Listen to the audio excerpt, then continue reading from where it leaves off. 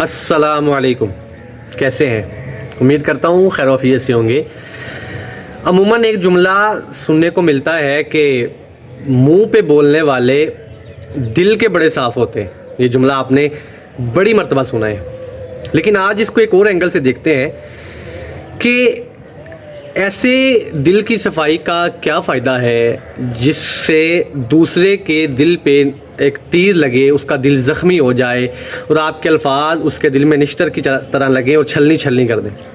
یہ بات کسی حد تک ٹھیک ہے کہ انسان کو سچی بات کرنی چاہیے، جو بات ہے وہ منہ پہ کر دینی چاہیے، ٹو فیسز نہیں ہونے چاہیے، منافقت والا رویہ نہیں ہونا چاہیے۔ لیکن کبھی کبھی ماحول ایسا ہوتا ہے، معاملات ایسے ہوتے ہیں کہ کسی نہ کسی بات کا بوجھ اپنے کندھوں پہ اٹھا کر اگلے کے ساتھ درگزر والا معاملہ کرنا چاہیے، تاکہ اگلا بندہ ہر لمحے یہ محسوس نہ کرتا رہے کہ وہ سامنے والا بندہ جو آپ کے سامنے بیٹھا ہے، جس سے آپ بات کر رہے ہیں، وہ خود کو نیچا فیل کرے اور یہ سمجھے وہ کہ آپ اس سے بلند ہیں۔